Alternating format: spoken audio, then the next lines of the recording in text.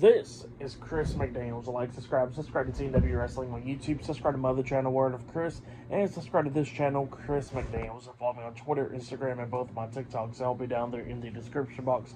And I'm here to do my WWE Friday Night SmackDown November 22nd, 2024 reviews. So here we go, discussing about tonight's episode of Friday Night SmackDown. Now we kick off the show with the first segment of the night, where we see Solo Sikoa with Tama Tonga, Tongaloa, Jacob Fatu, and Bronson Reed, the Bloodline. So yeah, they come down there, and Solo Sikoa sends a message out to the OTC, Roman Reigns, and he says that Roman's not even there because, Roman's very concerned about War Games and all that, about Survivor Series and all that stuff. So yeah, that's what he was saying there.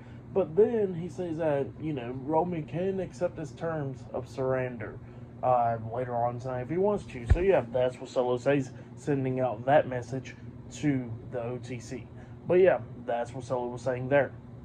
But yeah, still to come later on tonight on SmackDown, we will see Cody Rhodes going face to face with Kevin Owens later on tonight. Not only that, we're going to be seeing LA Knight defending his United States Championship up against Santos Escobar later on tonight.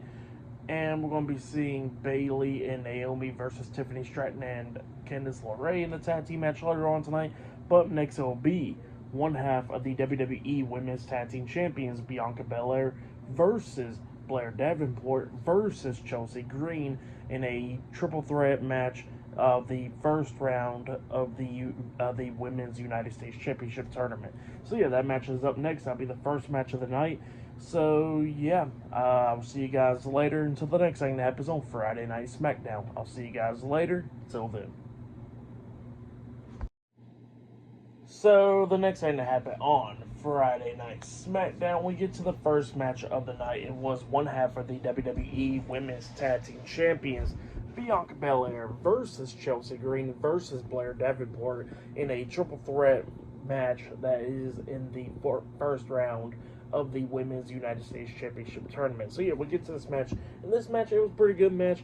All three of these women beating the hell out of each other a lot of times in this one, hitting some cool spots and everything. Like we see Chelsea Green hitting a drop kick onto Bianca with a senton at the same time onto Blair Davenport, which was pretty cool and stuff. But then we started getting towards the ending of this match, where we see Chelsea Green hitting a superplex onto Blair, and then Bianca was up there on the top turnbuckle already. She jumps off with a 450 splash onto Blair. She pins her 1, 2. Chelsea Green breaks the pin, throwing Bianca out of the ring, and then she pins Blair, pinning her for the 2 count, but Bianca pulling her out of the ring, throwing her into the barricade, and then she pins Bianca, gets back into the ring, pins Blair again, but this time Blair kicked out at 2, and then all of a sudden Bianca's coming back into this match and everything, but then all of a sudden we see on the big screen that Jade Cargill got laid out backstage, and apparently she got hit by a car. So yeah, the windshield busted and all that,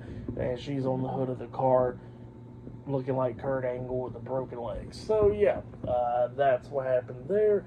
And then Bianca decides to run backstage to go check up on Jade Cargill, and she's gone. And then Chelsea Green gets back into the ring.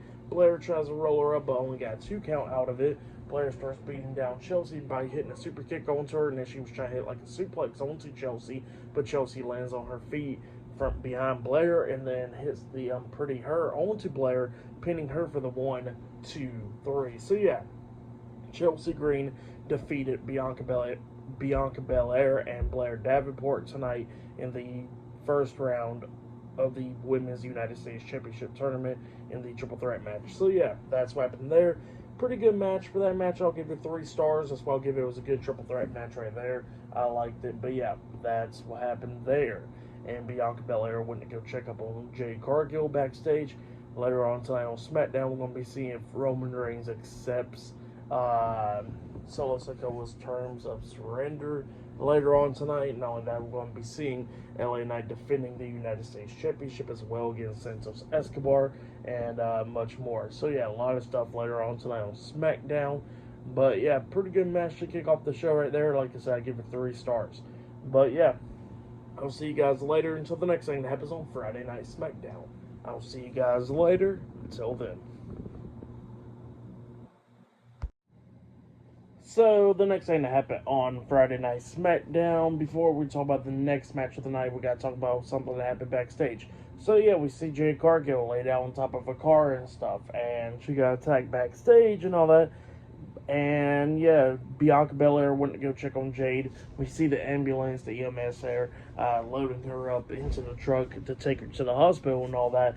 And then Bayley and Naomi's coming up to check on her, and then Bianca says that, it's none of Bayley's business.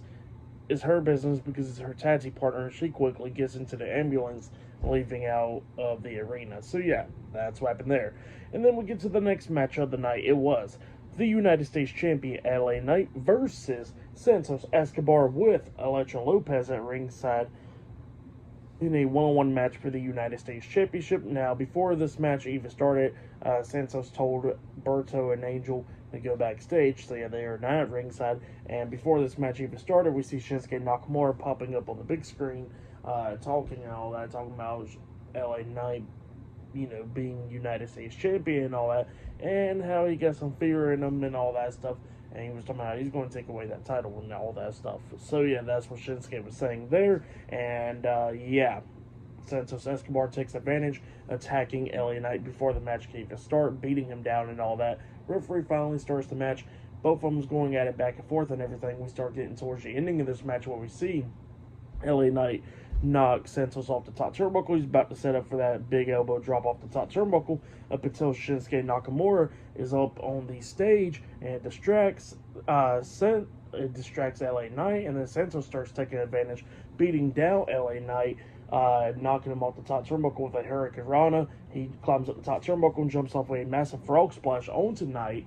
He picks him up, and instead of going for the pin after the frog splash, he picks him up, lifts him up on his shoulders, and tries to hit the Phantom Driver onto LA Knight, but LA Knight reverses it, landing on his feet, hitting the BFT onto Santos, pinning him for the 3 count. So yeah, LA Knight defeated Santos Escobar tonight in a one-on-one match to retain his United States Championship. That's what happened there. Great match. But then after the match ended, Shinsuke Nakamura quickly attacks LA Knight immediately after the match ends, beating him down and all that, throwing him shoulder first into the ring post like about 3 times. LA Knight's like laid up against the second turnbuckle with his face, and then Shinsuke comes up hitting a running knee to the back of the neck onto LA Knight when he was like on the turnbuckle. So yeah, that's what happened there. Shinsuke Nakamura laying out LA Knight, and LA Knight retaining his United States Championship for that match. And what happened after the match, I'll give it all 3 stars. That's what I'll give it. It was pretty good. But yeah, then after that we see the WWE Tag Team Champions, Chris Sabin and Alex Shelley, the Motor City Machine Guns, talking to Johnny Gargano backstage. Gargano stuff was talking about Ciampa and how they want the tag team title match, and Ciampa didn't mean to do all that stuff. He's just so frustrated because he wanted the tag team title match and all that. And the Motor City Machine Guns is like, look, we understand, we knew y'all for a long time, but what Ciampa did, he didn't do what was right and all that. And they want to be fighting champions, but Ciampa ruined that last week. And they say that Street Profits deserve the next shot for the tag team titles before DIY does. So yeah, that's what he was talking about there, and he was getting frustrated about all that stuff. Gargano was, and then what we see, Angelo Dawkins, Montez Ford, the Street Profits coming up, calling Ciampa a snake in the grass and all that stuff. So yeah, that's what happened there, and they walked off. But yeah, I'll see you guys later until the next thing that happens on Friday Night SmackDown. I'll see you guys later. Till then. So, the next thing to happen on Friday Night SmackDown, we get to the next segment of the night from backstage, and then goes into a segment into the ring. So, yeah, let's go ahead and talk about what happened backstage.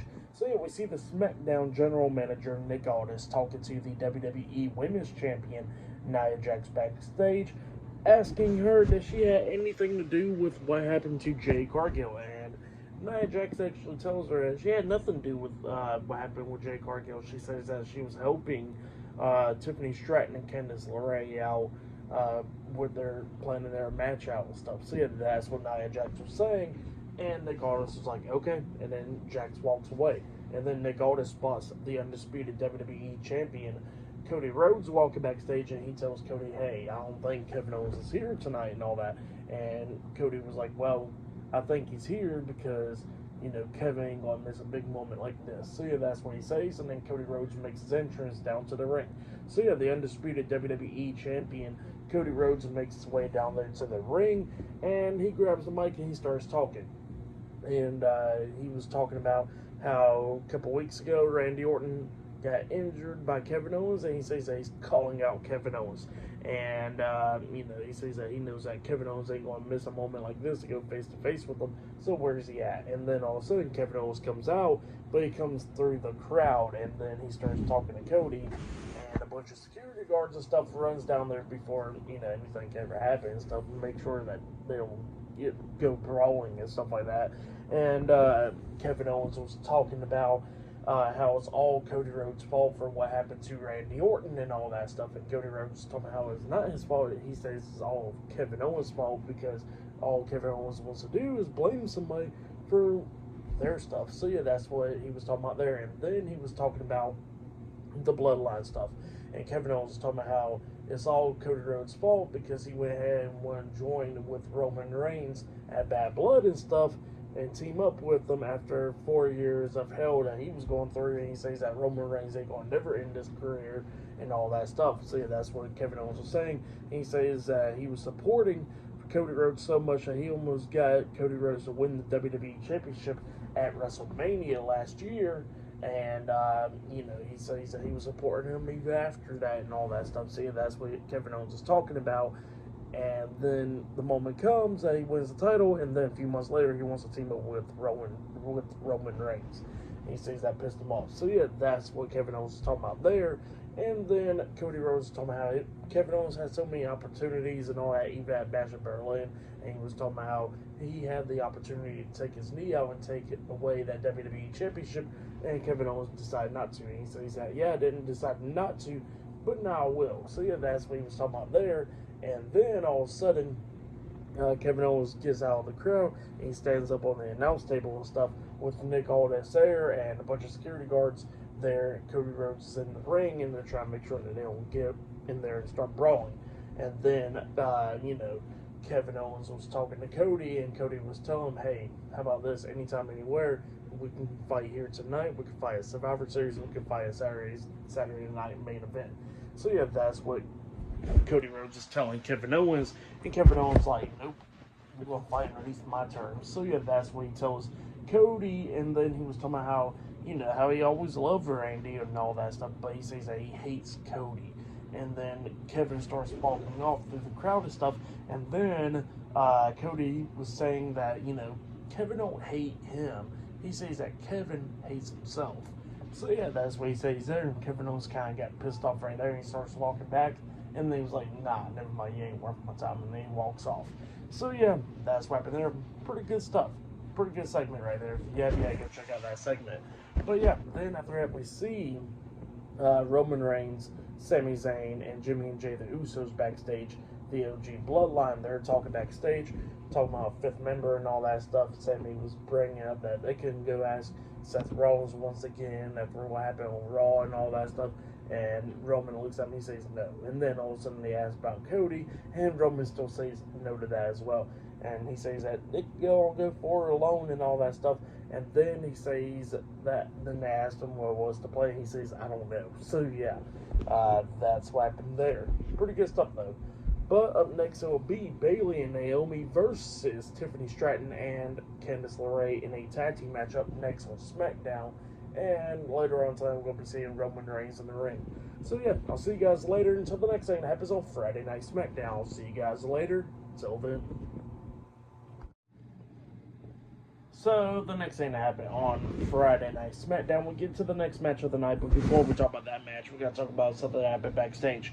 So, yeah, we see the undisputed WWE Champion, Cody Rhodes, walking around backstage, and then we see Carmelo Hayes talking to a couple of people, and then all of a sudden, Carmelo Hayes was talking about how, it's not all about him and all that, talking about Cody Rhodes, and well, it was all about him and all that stuff, talking about Cody. And then Cody overheard him, and then Cody comes up and he says, do you got a problem with me? And then he pushes Carmelo, and then Melo pushes him back and about to get into it. And then Cody was like, well, he pretty much sets out a challenge for Melo. And yeah, that's what happened there. But then after that, we get to the next match of the night. It was Bayley and Naomi versus Miss Money in the Bank, Tiffany Stratton, and Candice LeRae with the WWE Women's Champion Nia Jax at ringside in a tag team match. We get to this match. This match, it was pretty good. Both of these teams beating the hell out of each other in this. But then we start getting towards the ending of this match where we see Tiffany tagged in, and then Bayley was a legal woman, and then Bayley was trying to go tag in Naomi, but then Naomi got pulled off the ring apron by Nia Jax, which caused a disqualification. So yeah, Bayley and Naomi defeated Tiffany Stratton and Candice LeRae by DQ. And then we see Nia Jax, Candice LeRae, and Tiffany Stratton beating the hell out of Bayley and Naomi after the match, throwing them into the ring, beating them down, and all that stuff. And then also Io Sky comes out there trying to make the save, kicking everybody upside the head and drop kicking Nia Jax, but then the numbers is too much 3-on-1. They're beating her down as well. And then we see the WWE Women's World Champion Liv Morgan and Raquel Rodriguez in there beating down Io as well. And then all of a sudden, Rhea Ripley comes out there with a kendo stick running in there. Liv quickly got out the ring. Raquel got hit a couple of times, and Candice LeRae did as well, but everybody else escaped. So yeah, Rhea Ripley, Bayley, Naomi, and Io Sky standing tall inside the ring, where we see Liv Morgan, Raquel Rodriguez, Nia Jax, Candice LeRae, and Tiffany Stratton standing outside the ring. But yeah, that's what happened there.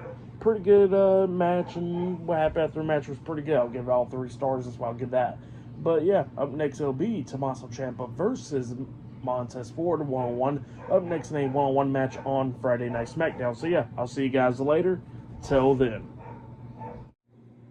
So, the next thing that happened on Friday Night SmackDown was a 1-on-1 match. But before we talk about that match, they did announce that Jade Cargill will not be in that triple threat match next week on SmackDown. So, it'll be a mystery opponent that'll be going up against Michin and Piper Niven in the triple threat match next week on SmackDown. But then we get to the next match of the night. It was Tommaso Ciampa versus Johnny Gargano. Not Johnny Gargano, my bad. Montez Ford 1-on-1. So yeah, Montez Ford makes his way out there, and then Tommaso Ciampa was making his entrance down there. He was doing a slow walk like he's pissed off, bringing it back to the NXT days right there. But yeah, he gets into the ring in this match. It was a pretty good match. Both of these guys beating the hell out of each other a lot of times in this as well, going at it back and forth and everything. But then we start getting towards the ending of this match where we see Ford taking control, kicking Ciampa upside the head, and then he springboard off the top rope. But then Ciampa catches him with a jumping knee to the face onto Montez Ford. Knocked the hell out of Ford, it seemed like, and then he picks Ford up, and he was setting up for his finish move, the fairy tale ending, onto Montez Ford, but then Ford reverses it by hitting like a back body drop onto Ciampa, but Ciampa was trying to roll him up for a pin, but Ford sits on him, grabbing his legs, hooking it for the 1, 2, 3. So yeah, Montez Ford defeated Tommaso Ciampa tonight in a 1-on-1 match, but then after the match ended, we see Ciampa attacking Ford after the match, beating him down and all that. And then Angelo Dawkins comes running down. He's beating down Tommaso Ciampa in the corner. And then we see Johnny Gargano come up, pulling Angelo Dawkins off of Ciampa. And then Dawkins grabs Gargano and stuff, all pissed off. And then that's when Ciampa comes up attacking Angelo Dawkins once again and all that. They're going back and forth. And then Johnny Gargano pulls Ciampa off, and then Ciampa gets pissed off. He pushes Gargano down, and then we see the WWE Tag Team Champions, Chris Sabin and Alex Shelley, the Motor City Machine Guns, come running down, making the save, chasing Ciampa out of the ring. So yeah, that's what happened there. Pretty interesting stuff. For all that, I'll give it 3 stars. That's why I'll give it. It was good stuff. But yeah, up next we're going to be seeing the Bloodline and the OG Bloodline up next on SmackDown. So yeah, I'll see you guys later. Till then. So the next thing that happened on Friday Night SmackDown, we get to the last segment of the night where we see Solo Sikoa with Tama Tonga, Tonga Loa, and Jacob Fatu, the Bloodline, and Bronson Reed.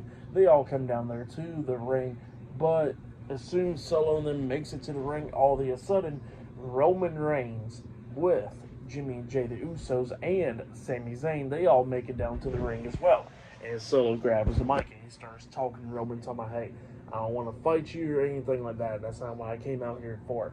And he actually tells Roman that he actually still loves Roman. And he says that he still loves the Usos and he loves Sami Zayn. He says he loves them all. And he says that he don't want to fight them. He says all he wants to do is pretty much for them to surrender because it's 5-on-4 and they don't even get a chance at all to beat them. So since it's 5-on-4 and all that and they're outnumbered, he says that they might as well surrender and join his team, and they could be one of the most dominant factions in all of WWE with them. So yeah, that's what Solo was saying, and then Solo passes the mic over to Roman, and before Roman can even say anything, all of a sudden we hear ladies and gentlemen, and it was Paul Heyman. Paul Heyman has finally returned on SmackDown. He comes out there and he says that he is the wise man and all that stuff, and then he says that that he's been put through the table. He's been out for a little while, and he says that his mathing pretty much because it's 5-on-4, and 5 can easily be 4 and all that. But then he says that it could be 5-on-5, and he introduces the 5th member of Team Roman Reigns, and it was CM Punk. CM Punk returns as well after being gone for a little bit over a month now. So he comes back and he gets into the ring, and then all of a sudden everybody's brawling and all that. The Bloodline's brawling with the OG Bloodline and CM Punk. We see the Usos hitting double super kicks on the Jacob Fatu, taking him out. Super kicks on Tama Tonga and Tonga Loa. We see Roman hitting the Superman punch onto Solo, and then after that we see a double super kick onto Bronson Reed. Reed is still standing. He gets hit with the Superman punch and goes back towards the ropes, and then Sami and Punk hits a double clothesline onto Bronson Reed, knocking him over the top rope, and then we see Sami Zayn and the Usos jumping over the top rope with crossbodies and stuff onto Solo, Bronson Reed, and Jacob Fatu outside of the ring. And then Roman and CM Punk is face to face now. And then all of a sudden, Tama Tonga and Tonga Loa comes up trying to attack him. Tonga Loa gets hit with a spear, and Tama Tonga gets hit with a go to sleep by Punk. And then Punk and Roman standing face to face. Paul Heyman gets on the ring apron smiling and all that. And then the Usos and Sami Zayn gets into the ring, and they are all on the same page. And then we see everybody throw their ones up, and Punk is doing the sign with the go to sleep. So yeah, he's doing that, and we see Paul Heyman throwing up the one as well. So yeah, that was the end of SmackDown. Great ending to SmackDown. I really love that ending. Paul Heyman and CM Punk returns, and CM Punk is the 5th member for Team Roman Reigns, or the OG Bloodline. So yeah, that's what happened there. Great segment for tonight's episode of SmackDown. I'll give it 9.5 stars. That's what I'll give it. For match of the night, I gotta say it was probably Ciampa and Ford. I would say that was probably match of the night right there. But yeah, that has been my WWE Friday Night SmackDown November 22nd, 2024 reviews. Like, subscribe to CW Wrestling on YouTube, subscribe to my other channel, Word of Chris, and subscribe to this channel, Chris McDaniels, and follow me on Twitter, Instagram, and both of my TikToks. And I'll be down there in the description box, and I'll see you guys later for tomorrow night's AEW Full Gear 2024 reviews. See you guys later. Until then.